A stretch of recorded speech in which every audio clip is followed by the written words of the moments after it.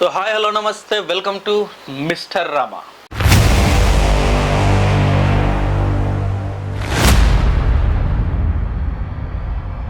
అసలు కాంగ్రెస్ పార్టీ ఎలా గెలిచింది, అసలు గెలవడానికి ప్రధాన కారణాలు ఏంటి, అసలు చివరి నిమిషంలో కాంగ్రెస్ పార్టీ ఆడిన డేంజర్ గేమ్ ఏంటి అనేది కూడా కంప్లీట్గా ఈ వీడియోలో మనం డిస్కస్ చేద్దాం. ముందుగా మీ అభిప్రాయం ఏంటి, జూబ్లీ హిల్స్లో కాంగ్రెస్ పార్టీ గెలవడానికి గల కారణం ఏంటి, బీఆర్ఎస్ పార్టీ ఓడిపోవడానికి గల కారణం ఏంటి, మీ అభిప్రాయం కూడా కింద కామెంట్ రూపంలో తప్పకుండా తెలియజేయండి. ఇక ఈ కేకే సర్వే ఏదైతే రీసెంట్గా ఎలక్షన్ ముందు ఆయన రిలీజ్ చేశాడో ఆ సర్వే మొత్తం కూడా మరొక్కసారి ఫేక్ అని తేలిపోయింది.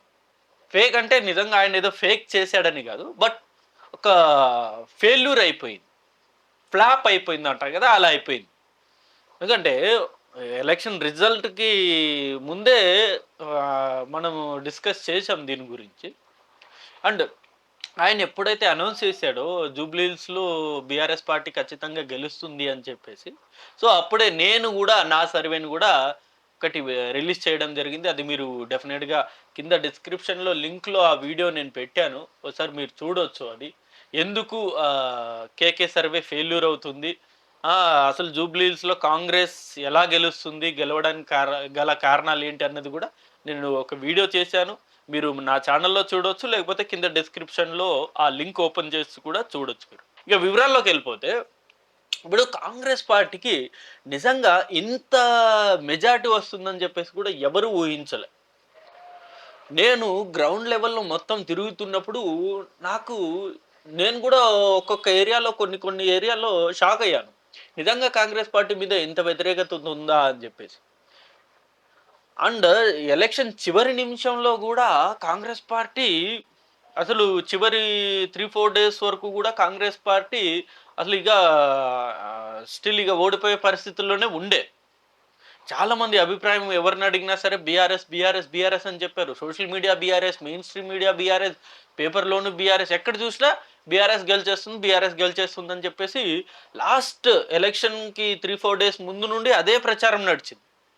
బట్ ఎప్పుడైతే రేవంత్ రెడ్డి గారు ఒక్క పాయింట్ లేవనెత్తారో అక్కడి నుండి కంప్లీట్ రాజకీయ సినారియో మారిపోయింది. ఆ పాయింట్ ఏంటి అంటే, కాబట్టి తెలుగుదేశం కార్యకర్తలకు సానుభూతి పరులకు నేను కూడా విజ్ఞప్తి చేస్తాను, ఒక్కసారి గుర్తు చేసుకోండి. ఎన్టీ రామారావు గారి యొక్క ఘాట్నే ఆడ మాయం చేయాలి నెక్లెస్ రోడ్డు మీద అనుకున్నాడు.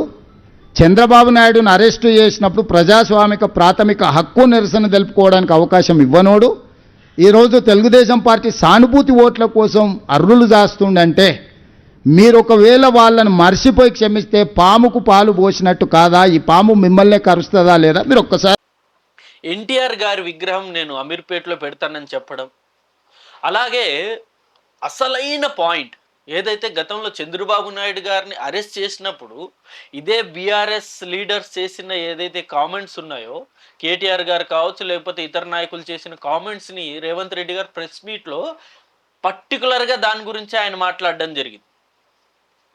మా ఎన్టీఆర్ అభిమానులు కావచ్చు, మా టీడీపీ సోదరులు కావచ్చు, మీరందరూ ఇది ఆలోచన చేయండి. గతంలో మీ నాయకుడు చంద్రబాబు నాయుడు గారిని అరెస్ట్ చేసినప్పుడు మీరు ఏ రకంగా అవహేళన చేశారో అదంతా ఆలోచన చేయండి. దానికి తగ్గట్టుగానే బీఆర్ఎస్కి మీరు గుణపాఠం చెప్పండి అని చెప్పేసి ఎప్పుడైతే రేవంత్ రెడ్డి గారు చెప్పారో ప్రెస్ మీట్లో, అక్కడ నుండి కంప్లీట్ సినారియో మారిపోయింది. ఎందుకంటే మనం ఈ జూబ్లీ హిల్స్ సెగ్మెంట్లో మనం చూసుకోవచ్చు, సెటిలర్స్ ఎక్కువ, ఆంధ్ర నుండి వచ్చిన వాళ్ళే ఎక్కువ, ఓటర్స్ కూడా వాళ్ళే ఎక్కువ. ఫస్ట్ వచ్చేసి ముస్లిమ్స్ ఓట్స్ ఉంటాయి, దాని తర్వాత ఎక్కువగా ఈ సెటిలర్స్ ఓటే ఉంటాయి. సో ఈ ఎవరైతే ఈ సెటిలర్స్ ఉన్నారో వీళ్ళందరిలో కూడా ఆ మాటలన్నీ కూడా ప్రభావం చూపాయి. అవును కదా, గతంలో మా నాయకుడు చంద్రబాబు నాయుడు గారిని అరెస్ట్ చేసినప్పుడు ఇదే బీఆర్ఎస్ పార్టీ నిజంగా హేళన్గా మాట్లాడారు కదా అని చెప్పేసి కూడా ఆలోచించారు. ఆ ఒక్క కీ పాయింట్ తోటి మొత్తం ఎన్నికల సినారియో మొత్తం మారిపోయింది. మీరు అనుకోవచ్చు, మీరు చెప్పింది మరీ ఓవర్గా ఉంది ఏంటి, కేవలం ఆ ఒక్క పాయింట్కే రాజకీయాలు మారుతాయా అని చెప్పేసి. ఎస్, ఒక్క పాయింట్కే రాజకీయం మారిపోయింది. ఇదే నిదర్శనం. ఎందుకంటే లాస్ట్ 3-4 డేస్ వరకు కూడా బీఆర్ఎస్ ఆధిక్యతలోనే ఉంది. కేటీఆర్ గారు కావచ్చు, హరీష్ రావు గారు కావచ్చు, నిజంగా కాంగ్రెస్ పార్టీని ఎరుకుని పెట్టేశారు. వాళ్ళు తీసుకొచ్చిన ఈ బుల్డోజర్ ఏదైతే ఇప్పుడు ప్రస్తుతం హైడ్రా ఉందో, ఆ హైడ్రాన్ని ప్రజల్లో విస్తృతంగా తీసుకెళ్లారు వాళ్ళు. ఇక్కడ కాంగ్రెస్ గెలిస్తే ఖచ్చితంగా మళ్ళీ బుల్డోజర్ పరిపాలన వస్తుంది, హైడ్రా తీసుకొచ్చి అన్ని ఇల్లులు పడగొట్టేస్తారు అని చెప్పేసి కేటీఆర్ గారు, హరీష్ రావు గారు ప్రజల్లో బలంగా తీసుకెళ్లారు అంశాన్ని. నిజంగా 3-4 డేస్ వరకు కూడా ఈ అంశం నిజంగా ప్రజల్లో ఉండింది. అవును కదా, హైడ్రా తీసుకొచ్చి మన అందరి జీవితాల్లో నాశనం చేస్తారు వీళ్ళు, ఎలాగైనా కాంగ్రెస్ పార్టీని ఓడించాలని చెప్పేసి కూడా ప్రజలు కొంతవరకు డిసైడ్ అయ్యారు. బట్ ఎప్పుడైతే లాస్ట్ 2-3 రోజులు, చివరి 2-3 రోజులు రేవంత్ రెడ్డి గారు ప్రెస్ మీట్ పెట్టి పదే పదే గతంలో జరిగిన తప్పిదాలని ఎప్పుడైతే లేవనెత్తారో అప్పుడే కాంగ్రెస్ పార్టీ ఓట్స్ అన్నీ కూడా టర్న్అవుట్ అయిపోయాయి. ఇది చాలా పెద్ద గేమ్ ప్లే చేసింది చివరి 2-3 రోజులు రేవంత్ రెడ్డి గారు ప్రెస్ మీట్. సో అప్పటి వరకు నిజంగా బీఆర్ఎస్ గెలుస్తుందని చెప్పేసి చాలామంది భావించారు. ఇంకో ప్రధాన పాయింట్ ఏంటంటే అజారుద్దీన్ గారికి మంత్రి పదవిలో తీసుకోవడం. నిజంగా దాని మీద కూడా అనేక విమర్శలనే వచ్చాయి. ఏంటి, కేవలం ఓట్ల కోసమే అజారుద్దీన్ గారిని క్యాబినెట్‌లోకి తీసుకున్నారు, మంత్రి పదవి ఇస్తున్నారు అని చెప్పేసి చాలా విమర్శలనే వచ్చాయి. ఎందుకంటే ఆయన అప్పటికి ఎమ్మెల్సీ కాదు. అప్పటికి ఏ పదవిలోనూ లేడు. బట్ వాళ్ళ హోప్ ఏంటి, ఎమ్మెల్సీ ఇచ్చి మినిస్టర్ చేద్దామని వాళ్ళు ప్లాన్ చేసుకున్నారు. అందుకనే ఫస్టు మంత్రి అదే క్యాబినెట్‌లోకి తీసుకున్నారు. సో అసలు తీసుకున్న తర్వాత నిజంగా ప్రభావం చూపుతుందా అని చెప్పేసి కూడా చాలామంది అనుకున్నారు. బట్ అది కూడా ప్రభావం చూపింది. ఎందుకంటే లాస్ట్ ఎన్నికల్లో మనం చూసుకోవచ్చు, ఇక్కడ అజారుద్దీన్ గారు పోటీ చేశారు ఎమ్మెల్యేగా, క్యాండిడేట్‌గా ఓడిపోయారు. అది సెకండరీ. బట్ ఆ ప్రభావం అనేది ముస్లిమ్స్‌లో చాలా అంటే చాలా ప్రభావాన్ని చూపింది. ఎందుకంటే ఆ ముస్లిమ్స్‌లో ఒక ఐడెంటిటీ ఫిగర్‌ని చూస్తారు వాళ్ళు. లైక్ ఇప్పుడు ఎంఐఎం, అసదుద్దీన్ ఓవైసీ వీళ్ళని ఎలా అయితే ఐడెంటిటీ ఫిగర్‌ని వాళ్ళు చూసి ఓటేస్తారో, అలాగే ఇక్కడ కూడా అజారుద్దీన్ గారిని చూసి చాలామంది ముస్లిం ఓటర్స్ కూడా టర్నౌట్ అయిపోయారు. ఎస్, కాంగ్రెస్ పార్టీకి ఏద్దాము, మన ప్రియతమ నేత అజారుద్దీన్ గారు మంత్రి అవుతారు కదా, మనకు నిజంగా ఇంకా చాలా మంచి రోజులు వస్తాయి, మనకి ఇంకా పనులు జరుగుతాయని చెప్పేసి చాలామంది ఆలోచించారు. అది కూడా ఇక్కడ ఓట్స్ టర్న్ అవ్వడానికి ప్రధాన కారణం. ఇక నవీన్ యాదవ్ గారు అంటారా, ఆయన క్రేజ్ జనరల్గా మనం ఇది వరకు నేను చెప్పినట్టుగానే లోకల్ బాయ్ అనే ఫీలింగ్ అనేది జూబ్లీ హిల్స్ ఎన్నికల్లో బలంగా పనిచేసింది. ఇప్పుడు సునీత గారు గెలిస్తే సునీత గారు అందుబాటులో ఉంటారో లేదో తెలీదు. ఆమెకి రాజకీయాలు అస్సలు తెలియవు. ఏం చేయాలన్నా మళ్ళీ కేటీఆర్ గారు, హరీష్ రావు గారే చేయాలి. అదే నవీన్ యాదవ్ గారు గెలిస్తే డైరెక్ట్ ఆయన ఆఫీస్కి వెళ్ళిపోవచ్చు, లేకపోతే డైరెక్ట్ ఇంటికి వెళ్ళిపోవచ్చు. అంత యాక్సెసిబుల్ ఉంటుంది మనకు అని చెప్పేసి కూడా ప్రజలు బలంగా ఆలోచించారు ఇది. సో లోకల్ బాయ్ అనే ఫీలింగ్ ఏదైతే ఉందో అది నవీన్ యాదవ్ గారికి బాగా కలిసి వచ్చింది. సో మొదటి నుండి నవీన్ యాదవ్ గారి మీద ఇదే అభిప్రాయంతో ఉన్నారు. బట్ ఆయన చేసిన ఒకే ఒక మిస్టేక్ ఏంటంటే, భారీ నామినేషన్, అట్లా భారీ మెజార్టీతో గెలవాల్సిన వ్యక్తి మెజార్టీ తగ్గడానికి ప్రధాన కారణం ఏంటంటే ఆయన నామినేషన్లో చేసిన కొన్ని తప్పిదాలు.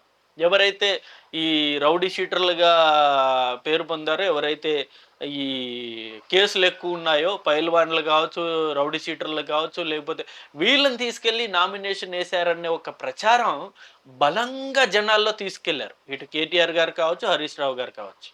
ఈవెన్ కేసీఆర్ గారు కూడా ఇదే అంశాన్ని పదే ప్రస్తావించారు.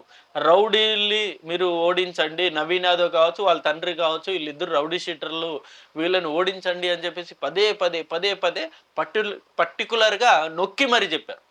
దాని ప్రధాన కారణం ఆయన చేసిన కొన్ని తప్పిదాలే. నామినేషన్ అప్పుడు వాళ్ళ ఫ్రెండ్స్ సర్కిల్ని తీసుకువెళ్ళడం, అంటే ఆ ఫ్రెండ్ సర్కిల్ అందరూ కూడా ఈ రౌడీల్లా ప్రొజెక్ట్ అవ్వడం, ఇది అతిపెద్ద మైనస్ ఆయనకి. ఆయనేమి ఇప్పుడు రౌడీజం చేస్తాడనో, వాళ్ళ నాన్న ఇప్పుడు గెలిచిన తర్వాత రౌడీజం చేస్తారు ఆ నమ్మకం అసలు ప్రజల్లో అది లేదు. అసలు వాళ్ళు ఎలాంటి వాళ్ళో జూబ్లీ హిల్స్ లోకల్లో ఉన్న పబ్లిక్కి తెలుసు. వాళ్ళు ఇంటికి వెళ్ళినా సరే, వాళ్ళ ఆఫీస్కి వెళ్ళినా సరే, వాళ్ళు ఎలా రిసీవ్ చేసుకుంటారు, వాళ్ళతో ఎలా ప్రవర్తిస్తారన్నది ప్రతి ఒక్క జూబ్లీ హిల్స్ పబ్లిక్కి తెలుసు. ప్రచారం అయితే భారీగా జరిగింది మొత్తం. అంటే ఇప్పుడు ఇక్కడ కనుక కాంగ్రెస్ పార్టీ గెలిస్తే, నవీన్ యాదవ్ గెలిస్తే మొత్తం రౌడీ రాజ్యం వస్తుందని చెప్పేసి ప్రచారం భారీగా జరిగింది. బట్ ఆ ప్రచారాన్ని లాస్ట్ చివరి నిమిషంలో రేవంత్ రెడ్డి గారు మొత్తం పటాపంచులు చేశారు. సో ఇలా అనేక కారణాలు కూడా ఇక్కడ కలిసి వచ్చాయి జూబ్లీ హిల్స్లో కాంగ్రెస్ పార్టీ గెలవడానికి. ఇక ఈ అంశంతోటి నాకు తెలిసి బీఆర్ఎస్ పార్టీ ఇంకా మరొక్కసారి డల్ సిచ్యుయేషనే కనబడుతుంది. బట్ మేజర్ ఈ సార్వత్రిక ఎన్నికలైతే ఇలా ఉండదు. ఆ సినారియో వేరేలా ఉంటది. ఓవరాల్ స్టేట్ వైజ్ జరిగే ఎన్నికలప్పుడు కాంగ్రెస్ పార్టీకి అంత ఈజీగా ఉండదు. జూబ్లీహిల్స్ గెలిచినంత మాత్రాన ఇక రేవంత్ రెడ్డి గారు తిరుగులేదు అని అనుకోవడానికి లేదు. ఖచ్చితంగా మెయిన్ ఎలక్షన్స్‌కైతే ఖచ్చితంగా బీఆర్ఎస్ పార్టీ టగ్ ఆఫ్ వార్‌లా ఉంటది. అంత ఈజీగా ఉండదు మెయిన్ ఎలక్షన్స్‌లో. అంటే ఈ సెమీఫైనల్స్‌లో మేము కాంగ్రెస్ పార్టీ గెలిచిందంటే ప్రజలు మా వైపే ఉన్నారు, తిరుగుండదు అని అనుకోవడానికి గూడా లేదు. చాలా అంటే చాలా రాజకీయ సమీకరణాలు మారతాయి మెయిన్ ఎలక్షన్స్ వచ్చేసరికి. ఇక బీజేపీ పార్టీ అంటారా? బీజేపీ పార్టీ చూసుకున్నట్టయితే ఇక బీజేపీ పార్టీ నేను ముందుగానే చెప్పాను. అది అసలు థర్డ్ ప్లేస్‌లోనే ఉంటుంది. థర్డ్ ప్లేస్‌కి మించి సెకండ్ గాని, ఫస్ట్ గాని వచ్చే అవకాశమే లేదు. వాళ్ళేదో ఎగ్జిస్టింగ్ కోసం వాళ్ళు ప్రయత్నం చేసినట్లుగానే చేశారు తప్ప, అంత సిన్సియర్‌గా వాళ్ళు ఇక్కడ వచ్చి కష్టపడింది గూడా చాలా తక్కువ బీజేపీ పార్టీ. ఒకవేళ కష్టపడ్డా గూడా థర్డ్ ప్లేస్‌లోనే ఉంటుంది.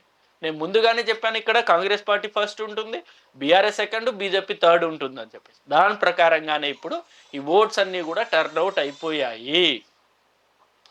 సో, ఈ ఎన్నికలతోటి ఇంకా ఆట ముగియలేదు. బీఆర్ఎస్ పార్టీకి ఇంకా మార్చుకోవాల్సిన చాలా తప్పిదాలు ఇంకా ఉన్నాయి. అవన్నీ గూడా మార్చుకోవాలి.